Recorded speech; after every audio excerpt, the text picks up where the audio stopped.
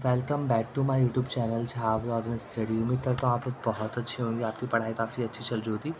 आज की वीडियो में हम जानेंगे हिंदी डिसिप्लिन। यदि जिनके पास है या जिनके पास मध्य ताल डिसिप्लिन ना भी हो तब भी मध्य ताल व आधुनिक तालीम तावे लगा हुआ हो, जिनके पास उनका एग्ज़ाम का क्वेश्चन पेपर कैसे आता है, क्वेश्चन पेपर डिज़ाइन कैसे होता है, वो आज हम जानते हैं। पहला क्वेश्चन, यदि आप हिंदी में आधुनिक ताल और मध्य ताल पेपर आपके पास लगा है तो डेफिनेटली आपके पास पहला क्वेश्चन जो है वो सप्रसन व्याख्या से रिलेटेड आएगा। अब सप्रसन व्याख्या आपकी आ सकती है, इसके लिए आपको क्या करना पड़ता है, सारे जितने भी आपके मतलब पाठ्य पुस्तक में जितने भी आपके वो लगे हुए हैं कवि लगे हुए हैं, उनकी जो कविताएं हैं उन्हें आपको तैयार करना पड़ेगा पहले क्वेश्चन के लिए। अच्छे से तैयारी नहीं करना पड़ेगा, उनका बेस स्ट्रक्चर सारी चीज़ें आपको फॉलोअप करनी पड़ेगी, तभी आप इस क्वेश्चन को अटेम्प्ट कर पाएंगे।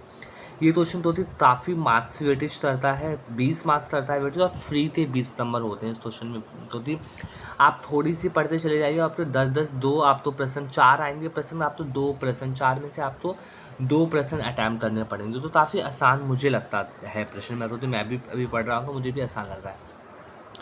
विशेषतर सूरदास, कबीरदास, धनानंद, इस पे प्रश्न पूछे जा सकते हैं, बार बार इस पे ही पूछे गए, लेकिन आपको तैयार सारे करने पड़ेंगे, क्योंकि एग्जाम में पता नहीं है तब क्या पूछ लिया जाए।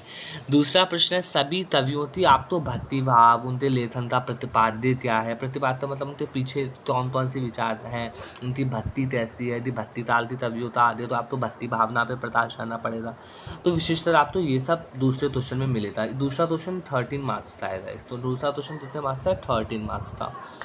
और तीसरा क्वेश्चन आपका जो है वो है कविता के पाठ्य पुस्तक में जो आपकी संग्रहित कविता उसका मूल रूप आप तैयार अच्छे से कर लें। आप मूल रूप जब आप सप्रसन व्याख्या तैयार करेंगे तो आपका तीसरा प्रश्न और दूसरा प्रश्न ऑटोमेटिक क्लियर बन जाएगा, तैयार हो जाएगा। तो जब आप सप्रसन व्याख्या तैयार करेंगे तो आपका ऑटोमेटिक ये दोनों ही प्रश्न बन जाएंगे, तैयार हो जाएंगे।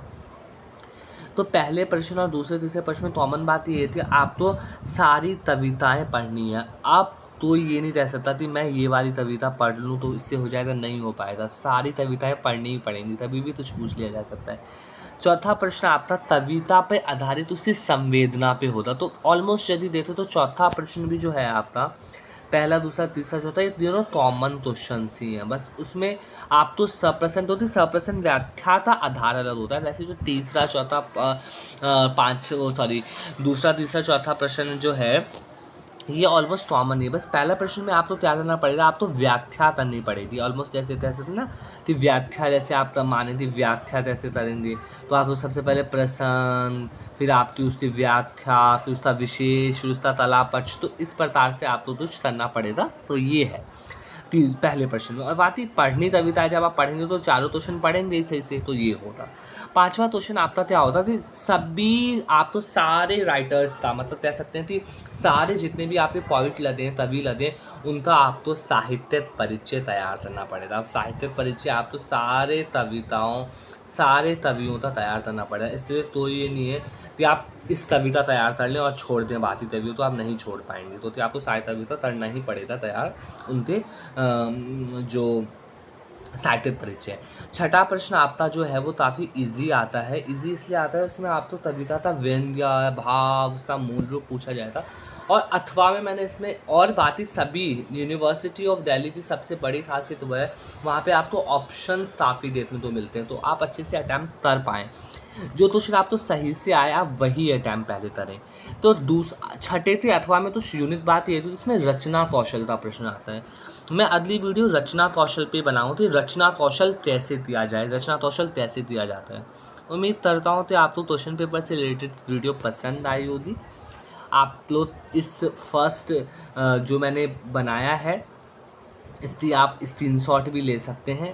ये शायद गुम सा हो गया है, तो ये बात नहीं, आप स्क्रीनशॉट भी ले लीजिए, तो ये रहेगा आपका स्क्रीनशॉट। आप मैं आपको या मैं कम्युनिटी, अभी मेरे पास ऑप्शन नहीं है कम्युनिटी का, इसमें कम्युनिटी पे नहीं डाल पाता हूँ, मैं शॉर्ट बनाते आपको ये डाल दूँगा।